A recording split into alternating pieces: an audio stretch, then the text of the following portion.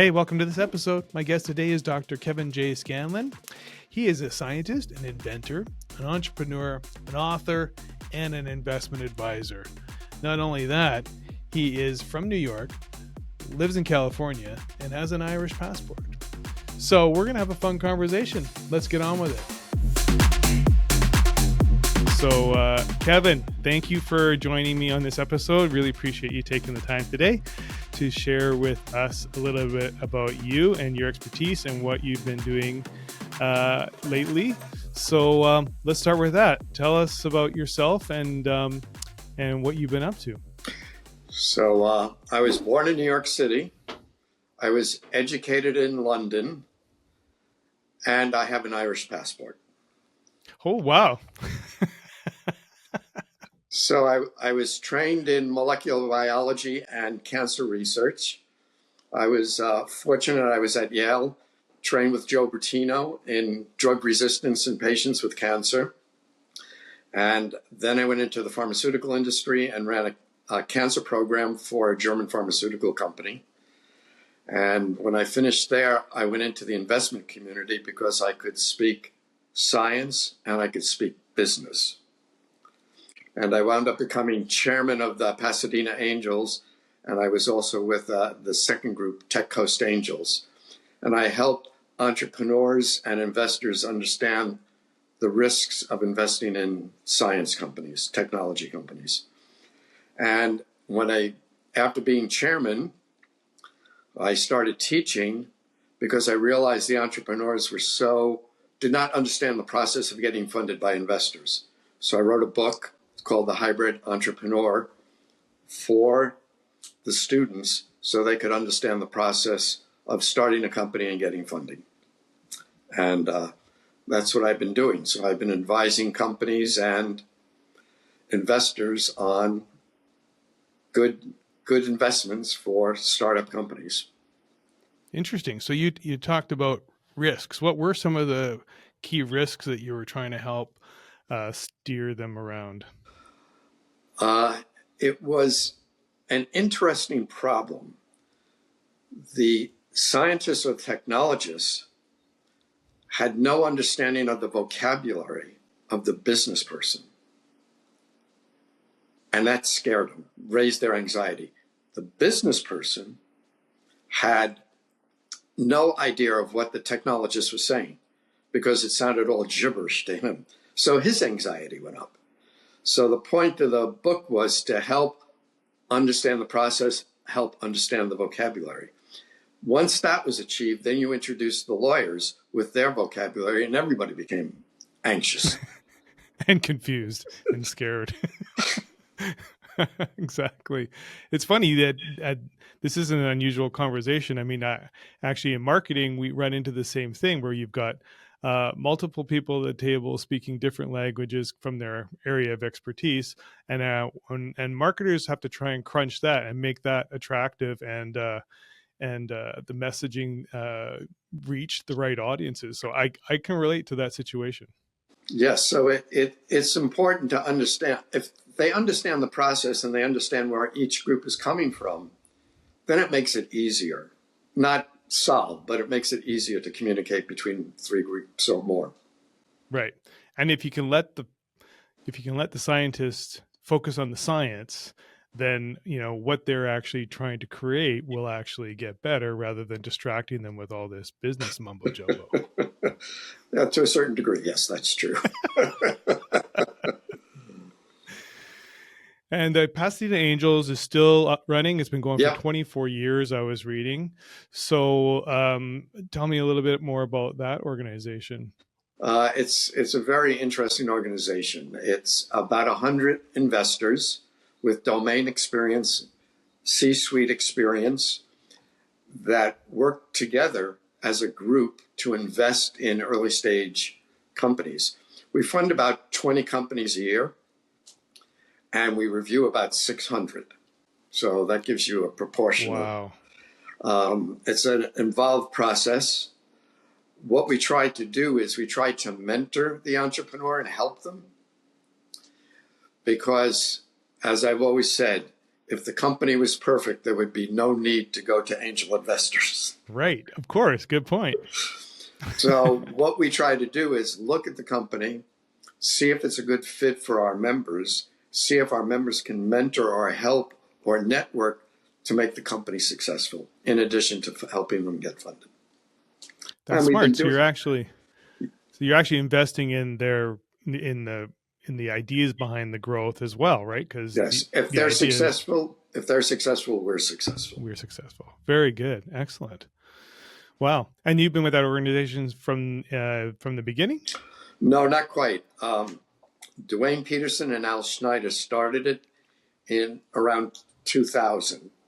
I joined around 2004. They were fascinated that I could speak science and I could speak business. So when they found that out, the Tech Coast Angels immediately said, "You're going to join our group also." Oh, right. It's okay. What was the name of that group again? Tech Coast Angels. Yeah, the Tech Coast Angels. Tech Coast Angels. Gotcha. So, and it's the largest angel investment group in the United States. And so I had the opportunity to sit every month with the Pasadena Angels and see the companies they screened, and every month sit with the Tech Coast Angels and see what companies they screened. And then I was able to listen to the investors' questions. And if I didn't understand the investors' questions to the entrepreneurs, I would go up to the investor and say, why was that question so important to you? Right. And he would explain it. So I had an education in 200 people with their background and knowledge. So you're like a liaison between investor and company owner or founder or whatever. Interesting. Yeah. Isn't that interesting? What were some of the key hiccups around that? Well, it was personality. Oh. It was fascinating. One of the things we like to do is we like to see the interaction of the management team in the presentation to the investors, right? Because that tells us a lot. In the book I wrote, there are usually two reasons why companies fail. They run out of money, or the culture does not change with the growth of the company. Very interesting. Right. So what we like to look at is the dynamic. Is the dynamic good? Are they listening? And, you're sitting in a room with 50 to 100 investors who have anywhere from 10 to 50 years experience, who have enormous networks. And if the entrepreneur tries to BS any of these people, it's ridiculous. So we're there to help you. And you have to be honest and say, look, my company has a flaw or a weakness, and this is what we need. Can you help us? So those were the most receptive entrepreneurs that we tried to work with. Conversely, there were other entrepreneurs that said, no one could understand my product better than me. Yeah. Red flag. Yeah, red flag. So we passed on them. So it was a question of developing a connection, a personal interaction with the entrepreneur, with the investor, to help mentor them, to open them up to the investors' networks, to make them successful. And again, if they were successful, we would be successful, because our priority was get a good return on investment as soon as possible so we can reinvest again. What I realized was that the entrepreneurs did not really understand what was going on with the investors. And the investors were just like, why doesn't this entrepreneur get it? And that's why I wound up, when I became an emeritus chairman at Pasadena Angels, that's why I decided to write the book. I thought the biggest contribution I could make would be to help the entrepreneur understand the process, understand the vocabulary, to be more successful. And it's worked to a certain degree. Right. And of course, that's what you were teaching too, right? Yes. I was fortunate. I moved to Boston for 8 years, and I wound up in the business school without an MBA, which annoyed a lot of people. And I taught a course on entrepreneurship. There wasn't a lot of entrepreneurship going on. So what we did was I taught about 600 students, and we actually took 100 university companies and put them into the course. So I'd have the students form a team. They would then go to the CEO, talk to the CEO, find out what the product was, come back, and then for 14 weeks do research on the company, the product, the business model, the finances. And at the end of the 14 weeks, the CEO would get business plan, customer survey, PowerPoint presentation to investors, and a term sheet. Wow. For free. For free. That's just like a free think tank. Yes. So, and it was a win-win for everybody because the students got to be a team and evaluate the company. The students, we had 4 to 6 companies each semester, so they would see 4 to 6 different companies with different problems. And then the CEO would get it. Now, at first, the CEO didn't believe it was free, and then didn't believe that they could do anything of any consequence. Right. What a huge learning experience for those students, though, to actually work with a real company with a real CEO. And yeah, what a great opportunity. Yeah. So the majority of the students really appreciated it. I bet. And the majority of the CEOs really appreciated it. So then that go ahead. So I had some CEOs that actually hired the students into their company. Oh, wow. But I had other CEOs that looked at it and said, there's no way that they could understand more than I know about my company and my product. And they would throw it in the rubbish bin. Wow. Red flag. Exactly. This is left over from the investors. Exactly. That's the same guy. Yeah, it probably was. So then all that learning for you, I was learning for you too, and pulling all that information was what actually helped you put the book together too. Yeah, what was really fascinating was each semester, the book took about 6 years to write. Right. Each semester, I would go back over the questions that the students were asking, and I would say, that question really doesn't make any sense to me. Why is it so obvious to me, but not obvious to them? And then I began to realize where they were coming from and what they knew and what they didn't know. So that helped a lot by going over the questions. So I evolved the book into addressing a lot of those questions that someone early on in their career being an entrepreneur faced the same kind of questions or needed that information. So that helped a lot. Right. So when we're talking about personality and culture. You said that's kind of one of the top issues that people look out for when they're looking to invest. And you identified that same problem, with the students working with these CEOs. How, if we're talking about one of these CEOs who just thinks that no one else can solve my problems, no one else knows what I do better than me, how does that person, that CEO, how do they succeed? How do they move forward? Do they just, at some point, do they have to get out of the way? Yeah, we've seen a lot of this in the investment community. So, like I said, if an entrepreneur behaves like that, that's a red flag to us, and we just move on to the next company. Sometimes we have CEOs, entrepreneurs that will accept it. They have to kind of trust you. So the trust becomes the issue. Right. Will the CEO trust a bunch of old white guys over 60 years old with domain experience? And, that's the biggest challenge for the entrepreneur. So it's really finding the right fit of the investment group, the right fit of the mentors, and the right fit with the entrepreneur. And if you can put that together, then you can usually have a successful company. Right.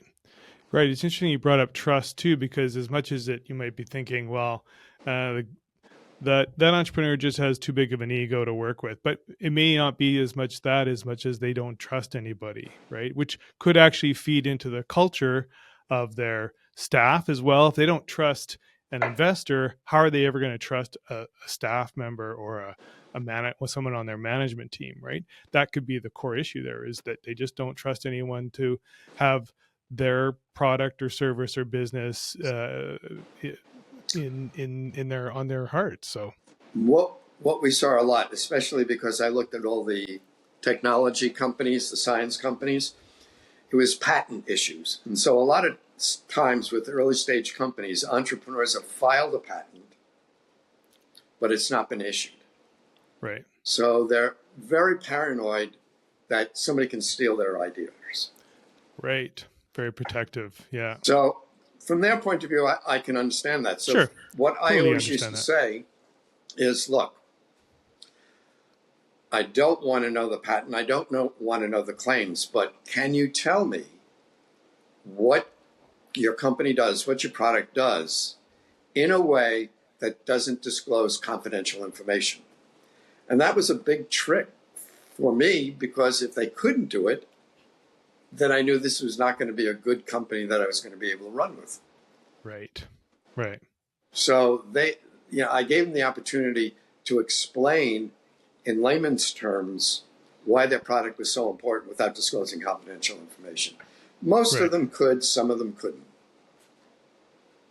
And did you ever run into an entrepreneur who had such a great idea, had such a worthy investment, but maybe kind of had some of these neuroses about not letting anyone in, or not, that you just actually couldn't let them go, that you really tried to get them through the other side?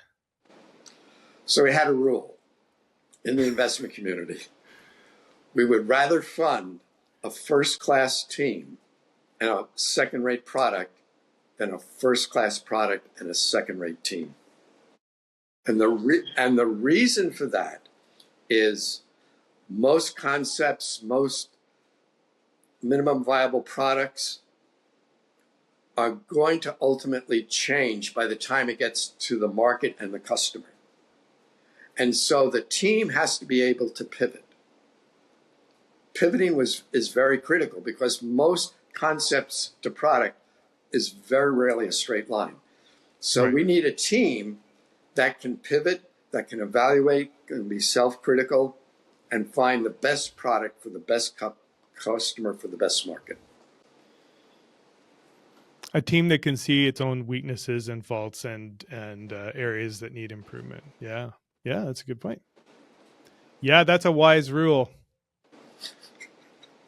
Read my book. Did you follow it? Did you follow it?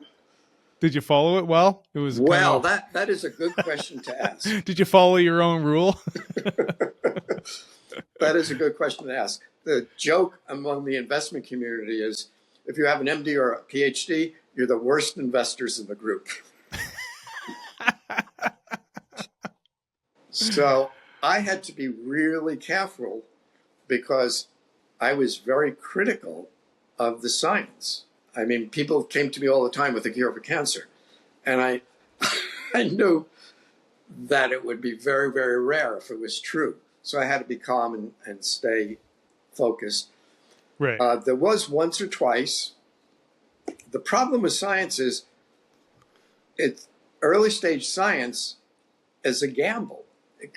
Is it going to be the product that you think it's going to be, or is it going to bomb? And the science, as most scientists know, a lot of the experiments fail. So twice I was caught with falling in love with, one, the idea, and second, the data was, early stage data was very encouraging. Right. Bombed. Darn. Oh. And I would have a lot of the investors come to me and say, Kevin, what do you think? What do you think about the science? So I developed a system where I would say, this is what I think is strong. These are the positive aspects of this product. These are the weaknesses. And here's the risk. Right. So if you're willing to take the risks, then, so that's the only way I was able to survive 20 years as an investor. Right. Yeah. Well, that's an educated decision then. And once you know all those things, then it's an educated decision. And, like you say, high risk, high reward, right? So if you're willing to throw the dice and you have the bandwidth to do it, then, take a shot. Yep. But if you're looking for something a little more sound, a little more reliable, then you kind of gotta you just use the information, like you said, to make your decision. Well, there's another interesting problem. Okay. So, if you want to do a therapeutic or a medical device, you have to go through the FDA. Right.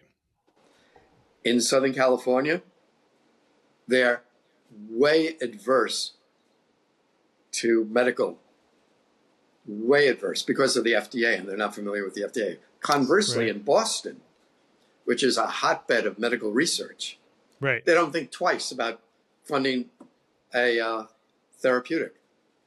Okay. And so when I moved to Boston, I was sitting with one of the angel investment groups, and the chairman was next to me. And we were talking, and they went through 8 companies, medical companies. And in Southern California, we would see 1 a month. And here I'm seeing 8. Jeez, And wow, what so a I difference. turned to the chairman and I said, this is a lot of medical companies that you're reviewing. And I said, and at least every company has someone associated with MIT. He looks at me and says, yeah. He says, we only fund MIT science. Oh, really? Which again, yeah, MIT science is really, really strong, and the high probability of a product coming out is very, very strong. And yes, if you're going to put your money in, the odds are that you're going to get something. But Right. in Southern California, if you talk FDA, they don't want to hear about it because they would rather do some electronics, which Right. you will know in 6 to 18 months whether the product and the customer is working, whereas a therapeutic would take 10 years. Amazing. Can you tell me, this may be slightly off topic, but there seems to be a lot more flexibility in the laws in the medical healthcare world in Arizona than other states. Well, first you have the that? FDA and the National Institute of Health. Right. So it's at a Which federal is level. across the board. That's Across every the board. state. That sets the standard for the country. Right. Then individual states do have different criteria and different standards. Okay. So, and I will tell you, there's a big difference between East Coast and West Coast. Yeah. Even taking an example of COVID, how Boston dealt with COVID and how Los Angeles dealt with COVID were completely different. Is that right? Yeah. Now, you have to remember that Boston has 10 medical institutions with, a high level of biotechnology going on. Right. So it's very easy to consult with the doctors at Harvard, Mass General, all of the different hospitals, and get an opinion that's very good. Whereas it's a little bit more limited in California and Southern California. Right, so right. Arizona may have different criteria. Okay. Just not familiar with it. Okay. All right. That was a side jar. So there's another organization I saw on your profile called International Bioscience. What's that all about? A long time ago in a faraway place. In a faraway galaxy? Yeah, something like that. I decided, I've been invited by many countries to advise on their science and their business and their entrepreneurship and their angel investing. So places like Australia, New Zealand, China, Singapore, Japan. So that's why I just made the company for that, because I consulted for companies. I've been to New Zealand about a dozen times. Is that right? I've been there too. I love it there. It's spectacular. It's just, and the people are so nice. And the government was faced with a problem. After their major export was to England, and when England joined the EU, they got crashed. So that, interestingly, the Treasury Department in New Zealand was the one that organized innovation, entrepreneurship, startup to encourage the universities. Oh, wow. Conversely, in Ireland, the government went to the Department of Education and said, no, what we're going to do is we're going to educate our students into the pharmaceutical industry to make it a place for the Americans to bring their industry.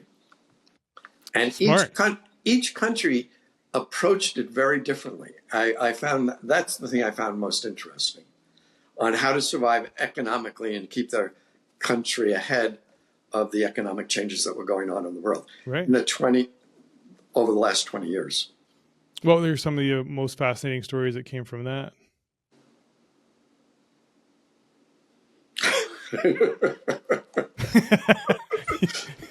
If one doesn't pop out, don't worry about it. It was fascinating. Each country had their own culture and what they would accept and what they wouldn't accept, because I was able to compare several different countries, governments. Right. Why it would work in one company, it wouldn't work in another company. It made no sense to me at that level. And then when the government decided to push down into the universities, it was a completely different ballgame. Nobody wanted to listen to the government. Free will in the universities. So they bring in these experts. They talk to them. I mean, I met with the faculty in several different countries, and some of them just blew me off. Like, you don't know what you're talking about. This is my country. I know what's best. Just like entrepreneurs. Right. It sounds like a familiar story. Yeah, there's no way that you could know more about this than I do. So there was a lot of pushback there, but there was some acceptance, and some people, and I still have contacts with them, but like in China and Japan and Singapore, New Zealand, Australia, it's human nature. That's all I can say. Yeah, human nature. Yeah, you're right. Okay, coming back to Tech Coast and Pasadena investment groups. When you guys were, how did entrepreneurs present? Was it kind of like a Dragon's Den, Shark's Den kind of approach? How did they prepare, and how did they actually get in front of you? Shark Tank. Okay. The producers of Shark Tank came to our investment group and said, we're going to do a TV series on Shark Tank. How do you guys work? They asked you. They came and they watched. Wow. That's what you were the test pilot. Yeah. Wow. Interesting. So, cool. One of the producers asked me, would I be interested in being on, one of the judges? And I said, no. And then they said, well, no, you didn't. No, absolutely not. And then they said, well, you have a company. Do you want to put your company forward? And I said, no, absolutely not. But so, yes. So for the last, 10 years, 15 years, everybody comes to me and says, is that what your investment group is like, Shark Tank? Isn't that funny? And I go, no, sorry, it's not. That's TV. But Shark Tank is somewhat of a representation of what the process, right? So you have anywhere from 4 to 8 people, and they only present.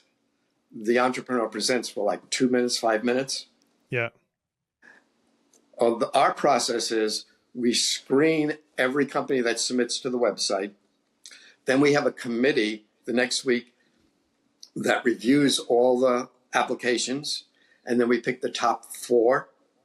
And the top 4 come and present to the preliminary group.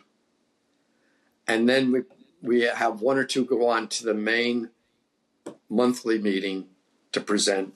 And of that, then we move on to due diligence. So it's a whole month process. Quite a process, yeah. Yes. So we don't shoot from the hip, and we don't. No. We do a lot of due diligence. Well, going from 600 applicants to 20 recipients is quite a big step. Yeah, we have to make sure that, we have what they're saying is right, what they're documenting is right, that they are protected. And if we put money into the company, we're not putting it into some less than honorable investment. And I'm sure once they're awarded, then there's obviously some sort of criteria and milestones and ongoing back and forth over during the as part of the process. That's what we've introduced in the last 10 or 20 years is we have milestones, timelines, and investment. And sometimes if we're a little nervous, we tranche the money, matching the milestones and the timelines. Right. Now, I will tell you, whatever they say they need is never enough. Double it. Yeah, that's what I always used to say. Whatever you're telling me, you need twice as much. And then I say, how long is this going to take? And they go, 6 months, 12 months. We'll have it done by 18 months. And I said, no, it's going to take twice as long. Double it. And I was the most optimistic investor. And let the track record show, yes, it went even longer and cost more money. Right. But, it's to be expected because they're doing unknown things. Yeah, and you're probably introducing a lot of steps and variables and checkpoints that they never even thought of, right? Exactly. Like they're just like, let's get to market, and you're like, okay, hold on, we got some other things to consider along the way. So and sometimes they just like to take the money and run, and we go, right. No, we've done that before. It doesn't work. Yeah, you learned along the way too. It's the growth curve was exponential. Yeah, no doubt. Well, I mean, you got the experts at the table. It makes sense to actually have that sort of magnifying glass on what these people are doing with the money that's being funded to them. So, yes. Yeah. What surprised me the most is over the 10 years that I was actively involved with Pasadena and Tech Coast Angels, of which we looked at 1,500 to 2,000 companies, every couple of months. Never did we have a company present that in the audience there wasn't an investor that was a domain expert. Really? I was most impressed with that. Every entrepreneur that came before the group, there was always somebody in the group that was a domain expert on the product, customer, and market. Interesting. Well, that's what you need, really. Exactly. That's and what so you need. Everybody would turn to the person and say, what do you think? What do you think? Yeah. And then let me check my network. Let me see what we got. So now they're in the mix. They got awarded. They've been selected. There's all these, there's a plan in place for rolling this out. Where do you find often is there's a roadblock for them? Assuming they're almost to market, where do you find where there's almost a roadblock? The two factors. They run out of money. We have to do bridge funding, or what's happened in the last 5 or 10 years is the venture capital has now de-risked some of those investments, so they co-invest with the angels to keep things going. Mm-hmm. So angel and VC investors with a company for bridge funding till they get the product to market. That's usually the best. Mm-hmm. But the second problem is the team that starts initially, and then they start growing the team to a point where, they have enough money to get the product to market. We find one of the biggest problems is a cultural difference. Mm. And the expectations are different. So if we have 3 founders, the 3 founders start quibbling with each other. Oh, right. Because I did more than you did. Or, I should have a third of the company. They're seeing the light at the end of the tunnel and they want to. Right. And then as the company grows, the culture becomes more and more fractious. Mm-hmm. And now you got toxic culture at the top. Yeah. So now we have fighting. And that's just not good. And that's a red flag. No. Yeah, no doubt.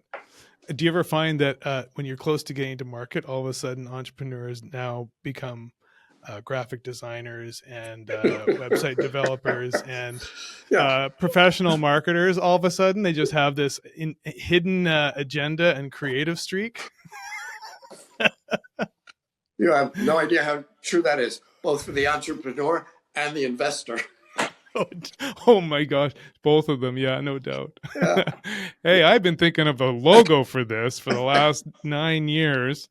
Yeah. So we have that problem with the startup company that everybody thinks they can do everything. Right.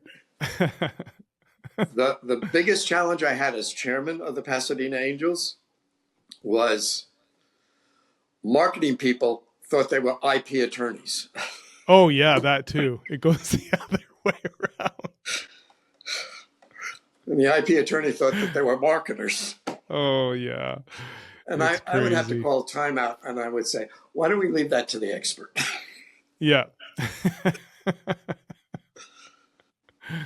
But yeah, Yeah, see, everybody's got their own opinion, everybody's got their own idea, and everybody wants to. yeah. It's an opportunity for them to talk. So I Yeah. was managing cats in an investment group with 100 investors, and everybody had to have their time. Yeah, the framers are working on electrical, electricians are working on the plumbing, and plumbers are putting in insulation. It would seem reasonable, wouldn't it? Why not? Yeah, How hard can it be? yeah. The biggest flaw that we saw in a lot of the companies was financial. Yeah. So a lot of the Well, scientists and technologists were very good at what they did and the product and the need for the customer. But when it came to giving me a financial strategy, it a lot of times was just BS. right. Right. And that's a tough spot to be in. Yeah, so we try to help them with financial guides or, say, look, this is not going to fly. Before they present to the group, you're going to have to work on your financials. Right. Oh yeah, that was a good question. So you have these 600 applicants, 20 make it through, then you got 580 who still have these ideas. Do you ever go back to the ones that, you know, that almost made it, the Well, 579 or, what we you do know, is if we like the company, but they didn't make the cut in that month's screening, we take someone who's a domain expert, an investor, and then we match them up and say, why don't you mentor this company for 6 or 12 months and then come back? So we right, always leave the door open. The company has an opportunity to mature. right. And we Which is try to give great them because our investors who have domain experience to help them. And so they can resubmit and yeah, yeah. do you feel like you can name a few of your favorite outcomes, favorite products or businesses over the years? One of my favorite, and I wasn't involved in this, is after I joined, was a company that wanted to make credit cards. So you would have cash, you would have credit cards. And the strategy was that parents could give that little credit card to their kids when they were off to college. And they would have cash and control the volume. And the CEO was a DJ and pulled together some people and worked out of a garage and put this money together. And he worked on it for about 2 years. And he was not getting any traction at all. And what happened was he went to New York to a VC to get some money. It was like Friday night. It was raining. The VC said, no, I'm not interested in it at all. He'd been around for 2 years trying to get money.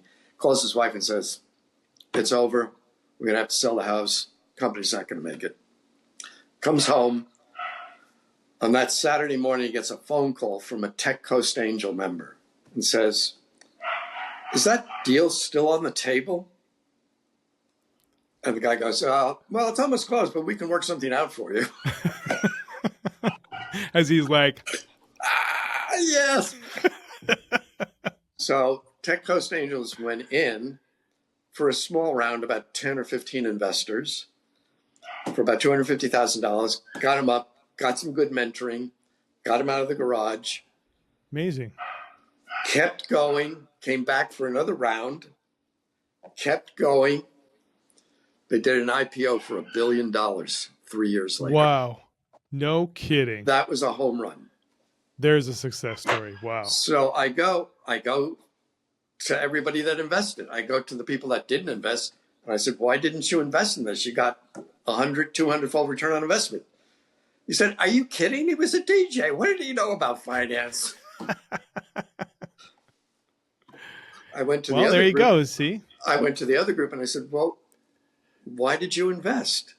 And some said they liked him. Some thought it was an interesting idea. Some said, I had some extra cash on the table, so I just invested in it. And he must have had a bit of passion. You know, I mean, when you talk about the person and it's and he was able to keep everything together. Yeah. It was just amazing. I met him a couple of times and had lunch with him. And the guy was just a really down-to-earth guy. Nice. And no matter what hit him, he just kept going. Yeah. It was just amazing. And he gave it everything. He invested everything he had into it, which is really, you know, at the end of the line, what a call to get at the end of that. Yes. Day. And he listened. Listened. That was the key. He listened. He's coachable. He listened to the investors. He listened to the mentors. He listened to, and he pulled it together. It took him about 5 to 7 years. But worth it in the end. It was. It was definitely worth it. Wow. What a great story. And so these organizations are still taking in applications. It's not stopping anytime soon. So anybody that's got an idea. And the other thing too is that it's not any specific types of businesses or industries, or you're kind of open to a lot of different ideas. We prefer technology. We prefer intellectual property around it. We don't do pizza restaurants or bowling alleys. Oh, right. Yeah, of course. Yes. But, you know, if it's technology and it is protected by intellectual property, we're very happy to look at it, talk to you, mentor you, keep involved with you, and follow on with you. You know, sometimes you're not quite ready. So, you know, get back to us in 6 months. Tell us your progress. And that goes for both Pasadena Angels and Tech Coast Angels. Yeah, yes. They're both the same philosophy. Yes. That's good. They're starting to develop now incubators to bring companies in to incubate so that we can watch them. That's a smart idea. Yeah, that's a smart idea. Now, sorry, go ahead. Tech Coast Angels has an incubator that they can follow the companies very closely. See, that's a great idea. And I was just looking up the book too. Hybrid is your book. The Hybrid Entrepreneur. Yes. Available on Amazon. I'm going to get that. There it is. Of course. I need a signed copy. I'll be glad to send you one. Well, Kevin, this has been really fantastic. I really appreciate your time with me today. Great stories, great insight. I'm sure there's a lot of takeaways on this. Any last words or comments you want to pass on to people? Your character is your destiny. It's written in Delphi, Greece, the entrance to Delphi. And I think that's the most important. Yeah, your character is your destiny. I like that. That's a great one to end with.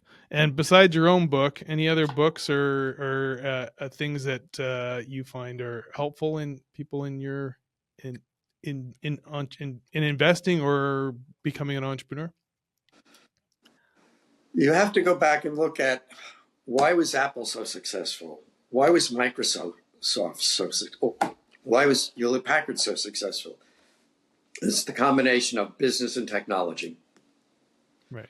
Genentech had a professor of molecular biology at the University of San Francisco and an investment banker 40 years ago sit down and have a cup of coffee. Can you imagine what the conversation was like? Wow. No kidding. They were able to communicate.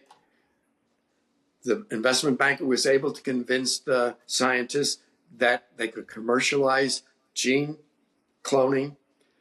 They made the insulin gene. They helped cure diabetes, and they created Genentech. And these are two Unbelievable. people of different cultures. Completely different planets, basically. Yes, yes. Yeah. And if they Yeah. can do it, Yeah. So you just found a common thread and went with it. yep. And then, of course, like we said before, personality and character. Again, that ties back to what we were talking about before. So great takeaways from this and great advice. Kevin, thank you so much for being with me here today. Good. And we'll talk again soon. What an awesome conversation I just had with Kevin. Great guy, great sense of humor. That was fun and informational. I learned a lot. Hope you did too, particularly if you're an entrepreneur looking for money. There's a couple organizations you can look into, Pasadena Angels and Tech Coast Angels. But remember, they're looking for personality and character. Character is your destiny. And you need to be aware that they are watching to see how you engage with your management team and if you are able to trust other people with your product, business, or service that you are and your vision.